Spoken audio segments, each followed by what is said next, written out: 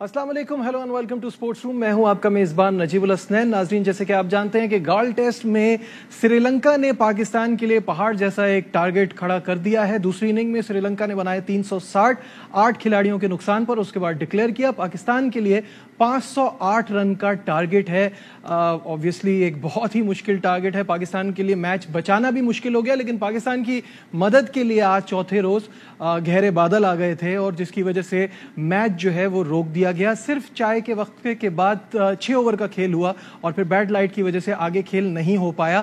कल के दिन भी बारिश एक्सपेक्टेड है। अगर बारिश होती है तभी ऐसा लगता है कि पाकिस्तान ये मैच बचा पाएगा, वरना बहुत मुश्किल है इस सिचुएशन से बाहर निकलना। पाकिस्तान ये सीरीज हार नहीं सकता, लेकिन अगर ये सीरीज ड्रॉ करने में, ये मैच ड्रॉ करने में कामयाब होता है और सीरीज अपने नाम करने में कामयाब होता है तो आगे फिर वर्ल्ड टेस्ट चैंपियनशिप के फाइनल के लिए आसानी होगी। इस पर बात करने के लिए हमारे साथ स्टूडियो में मौजूद हैं our sports correspondent Shahid Hashmi साहब। शाहिद साहब, अस्सलाम वालेकुम, welcome to the show. Shahid साहब से बात करने से पहले हम श्रीलंका ने जिस तरह से ये अपनी दूसरी इनिंग खेली है और पाकिस्तान की मुश्किलात बढ़ाई हैं। जी शाहिद साहब, पाकिस्तान सीरीज हार नहीं सकता, हम बराबर कर सकते हैं, लेकिन ओवरऑल इस सीरीज में बैड बॉलिंग मुझे एक चीज नजर आई। हमने पिछले टेस्ट मैच में भी इतने रन नहीं होने चाहिए। वो एक्स्ट्रा ऑर्डिनरी पहली इनिंग में बाबर की तरफ से, फिर अब्दुल्ला शफीक की तरफ से एक्स्ट्रा ऑर्डिनरी परफॉर्मेंसेज आए, रन इतने नहीं होने चाहिए थे। इस बार भी हमने देखा कि बहुत इजी गोइंग थी श्रीलंका के लिए, वो रन्स बनाते जा रहे थे। हमारी बॉलिंग में वो दम नजर नहीं आ रहा था। देखिए, पीछे इतनी कंड्यूसिव नहीं थी बॉलिंग के लिए, थोड़ी स्पिन हुई। गॉल में जो पहला टेस्ट था उसमें आखिरी 2 दिन तो बहुत ज्यादा स्पिन नहीं हुई। शुरू में ऐसा लग रहा था कि जैसे आखिरी 2 दिन बहुत स्पिन होगी। इसी तरह ये टेस्ट मैच में भी इतनी कोई एक्स्ट्रा ऑर्डिनरी स्पिन नहीं हो रही कि अनप्लेएबल हो जाए। श्रीलंका भी डिफेंसिव था, पहला टेस्ट मैच वो हार गए और उन्होंने इतनी डिफेंसिव डिक्लेरेशन की है। आज इतनी देर तक वो खेलते रहे। मौसम का उनको भी पता या तो करुणारत्ने को ये पता है कि कल बारिश टल जाएगी, शायद इसलिए उन्होंने देर की। उन्होंने 100 का इंतजार किया, फिर दूसरे बैट्समैन की 50 का इंतजार करते रहे, फिर ये इंतजार करते रहे कि किसी तरह टारगेट 500 रन का हो जाए। वो डरे हुए भी होंगे कि पाकिस्तान ने 342 चेज कर दिया था, कहीं 400 भी चेज ना कर दें।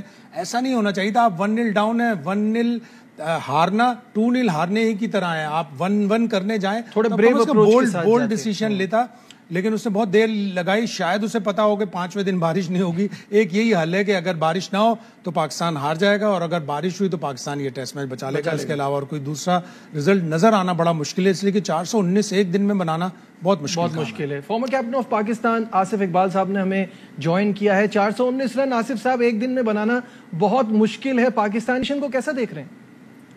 सबसे पहले अस्सलाम वालेकुम नजीब, अस्सलाम वालेकुम शाहिद। वालेकुम अस्सलाम। जी, ये जो बात हो रही थी, आप लोग का जो डिस्कशन हो रहा था, आई डोंट थिंक कि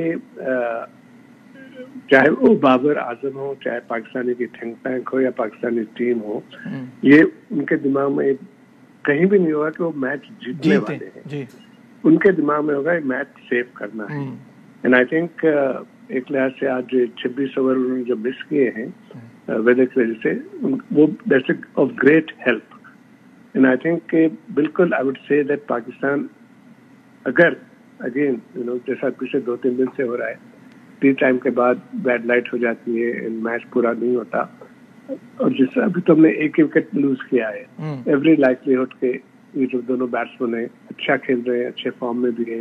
एंड उसके साथ साथ जो कॉन्फिडेंस इनको होगा कि पिछला टेस्ट जो जीते थे, बेस्ड ऑन दैट कि ये टीम हमारी, I don't think they are going to just surrender.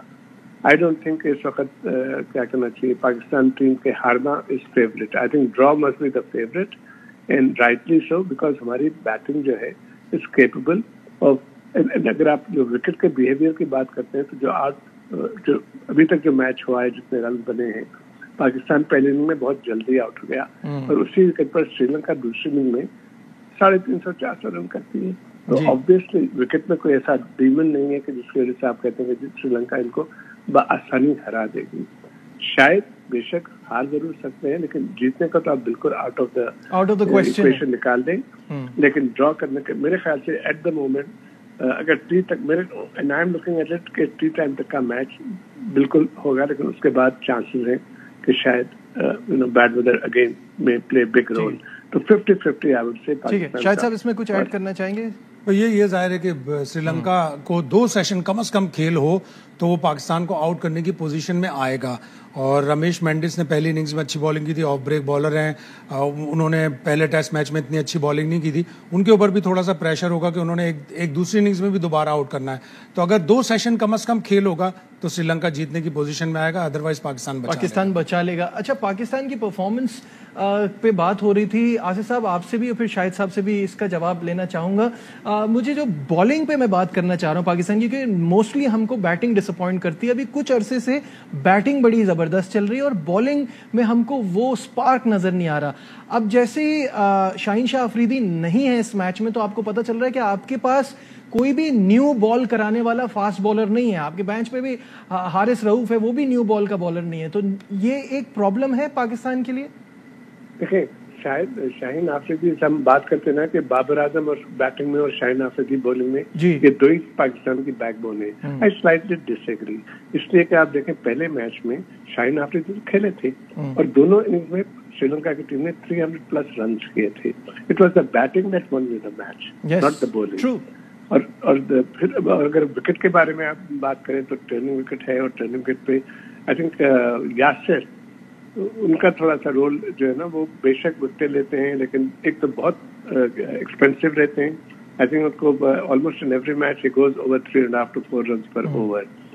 लेकिन मैच विनिंग बॉलर की अगर आप बात करें तो yes, Shaheen Afridi is our main bowler, but with और without him I think Pakistan has to make sure of one thing कि डिपेंडेंसी ना हो एक खिलाड़ी पर, आए वो बैटिंग हो बॉलिंग हो। जब टीम जीतती है, पिछले मैच में आप देखें ओपनर शफीक ने, उन्होंने और बाबर आजम ने मिलकर बहुत ही अच्छी परफॉर्मेंस दी थी, लेकिन दूसरे खिलाड़ी भी कंट्रीब्यूट किए थे। पर आई थिंक विनिंग में श्रीलंका का थोड़ा बहुत हाथ ये भी था कि बहुत आसान कैचेस भी ड्रॉप किए थे, और ये सब क्रिकेट में होता है बिल्कुल।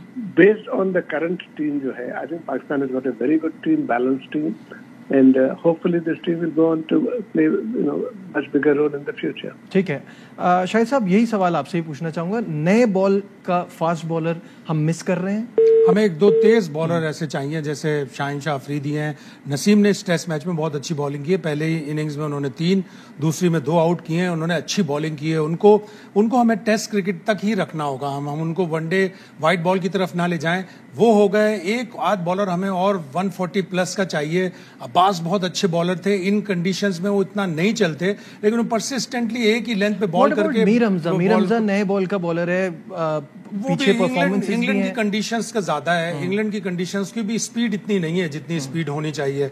लेकिन yes, Mir Hamza domestic cricket में अच्छी परफॉर्मेंस देता रहा है, उसको भी कंसीडर करना चाहिए। उसने इंग्लैंड में काउंटी क्रिकेट खेली, अच्छा खेला। अबू धाबी में बेचारे का टेस्ट डेब्यू हुआ, वो भी ऐसी बिल्कुल स्लो फ्लैट विकेट थी, वो कुछ नहीं कर सका, तो पीछे चला गया। हमें इसी तरह के 2-4 बॉलर चाहिए कि जो परसिस्टेंटली एक ही लेंथ पे बॉल करें और थोड़ी बहुत स्विंग हो उनकी, और वो टेस्ट मैच के मोड में हो, यानी लंबे स्पेल करा सकें। इसलिए कि यहाँ पे देखा आपने, फ्लैट विकेटें थी, श्रीलंका ने तो एक ही फास्ट बॉलर से अपना काम चला लिया, और वो भी इतनी तेज बॉलिंग नहीं कर रहे थे। रजीता थे पहले टेस्ट मैच में, उन्होंने भी इतनी अच्छी बॉलिंग नहीं की। तो हमें अब गौर करना पड़ेगा कि हमें टेस्ट मैचों के लिए 1-2 ऐसे बॉलर तलाश करने होंगे, ऐसे बॉलरों को चांस रेगुलर देना होगा जो 140+ बॉलिंग करें और विकेटें लेके। 2015 की अगर हम श्रीलंका के टूर की बात करें तो इमरान खान सीनियर थे हमारे पास, जिन्होंने 5 विकेटें हासिल की थी, तो ये इस कंडीशन में भी वो तो चले थे। तो इसी तरह के बॉलर हो जो लंबे स्पेल कर सकें, इंजर्ड ना हो। नसीम शाह भी इंजरी प्रोन है, लेकिन अभी यंग है, उसको मैच्योर करना चाहिए, उसकी फिटनेस के ऊपर काम करना चाहिए। और जिस तरह बॉलिंग का कह रहे हैं, तो हमें इस सीरीज में भी एक दफा फिर यासिर से जो उम्मीदें थी उसमें पूरे नहीं उतरे हैं। बिल्कुल, यहाँ वक्त हो गया एक ब्रेक का। ब्रेक पे जाने से साहब आपका बहुत बहुत शुक्रिया, आपने हमें ज्वाइन किया। ब्रेक से वापस आएंगे और डिस्कशन को आगे बढ़ाएंगे। Stay with us. Glad to have you back once again to sports room. और शाहिद साहब हमारे साथ यहाँ मौजूद हैं। शाहिद साहब, बॉलिंग पे हम बात कर रहे थे, let's talk about Hasan Ali, क्योंकि उन पे बहुत डिबेट हो रही है कि उनकी फॉर्म जो है वो बहुत ख़राब चल रही है। 51 ओवर्स इन्होंने इन 2 टेस्ट मैचेस में कराए हैं, 145 रन दिए हैं, 3 विकेटें ली हैं, इस मैच में तो एक भी नहीं ली। तो बैड फॉर्म, उनका फॉर्म वाकई पाकिस्तान के लिए तशवीशनाक है, और हमें जल्दी फैसला करना पड़ेगा कि आया वो सिर्फ वाइट बॉल के लिए उन्हें रखें या सिर्फ रेड बॉल के लिए रखें। ज़्यादा क्रिकेट, हालांकि पाकिस्तान इतने मैचेस नहीं खेलता, मुस्तकिल वो खेल रहे हैं, T20 भी खेलते हैं, वनडे भी खेलते हैं, टेस्ट मैच भी खेलते हैं, तो हमें देखना पड़ेगा कि हमें उनकी कहाँ ज़्यादा ज़रूरत है।